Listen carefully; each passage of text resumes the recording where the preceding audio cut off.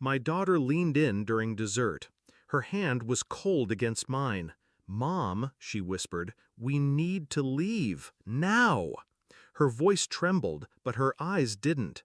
I blanked. What happened? She didn't answer, just said, "You didn't look under the table." So I did. And that's when everything snapped into place. Beneath the lace tablecloth, tucked against my brother's polished dress shoe, was a phone. The screen was dimmed, but just visible. The red recording bar was on. Audio. He'd been recording us. Again.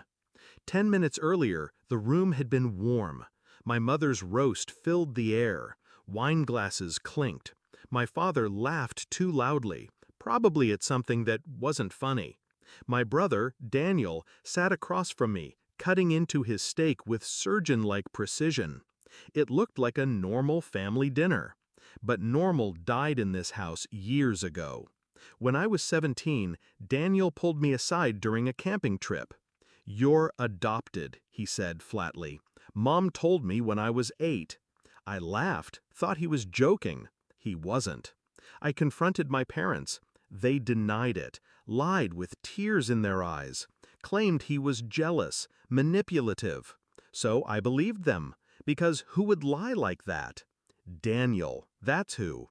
He always wanted power, control, the kind of control that twists the truth just enough to make people doubt their own memories, especially mine.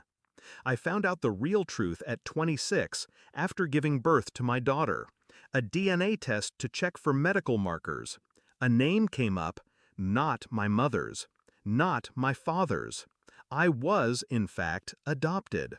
Not legally, quietly, illegally. The woman who gave birth to me was a teenager who worked for my dad's company, fired at 17, pregnant, paid off. It all unraveled after that. My parents begged for forgiveness, said they were trying to protect me, said it was love. But love doesn't come with bribes or forged documents or 2 decades of lies. And Daniel? He just smiled, like he'd won. Over the next few years, Daniel got rich off lies. He invested early in cryptocurrency, cashed out before the crash, and bought a townhouse in D.C. with soundproofed walls. No wife, no kids, just secrets. And leverage. He started recording family conversations, edited them, took clips out of context, used them to blackmail relatives for favors, money, silence. My parents knew. They let him because they feared him. And I became the target again. Only this time, he wanted more than emotional chaos. He wanted my daughter.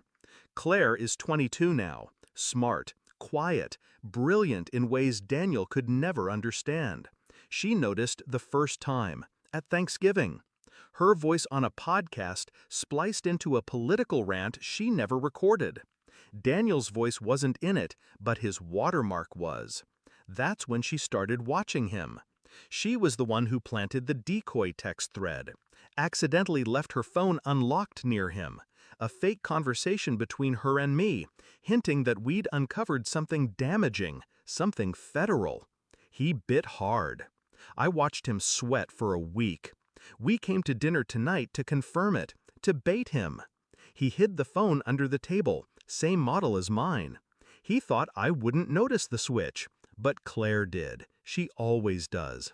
When she whispered, I looked under the table, saw the red recording bar. I nodded.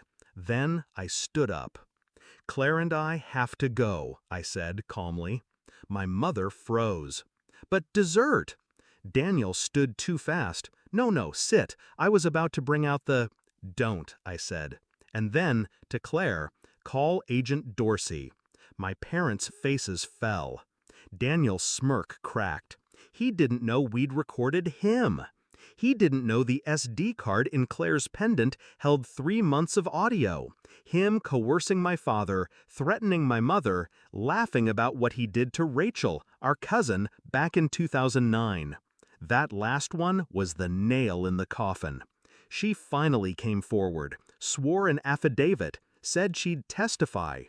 Daniel was arrested the next morning. Wiretapping, extortion, sexual coercion, digital manipulation. The list was long. My parents called us 30 times that day. My mother left voicemails sobbing. My father begged for mercy. They weren't crying for justice. They were crying because the Dolden sun was gone and their web of lies had collapsed. Claire and I moved to Boston 2 months later. Smaller place, colder winters, warmer silence. She plays piano again. I sleep through the night. I don't miss the family dinners. Some people say justice is about courts and sentences, but for me, it was this. Walking out of that house with my daughter beside me, her eyes clear, my spine straight, and finally, no one watching from under the table.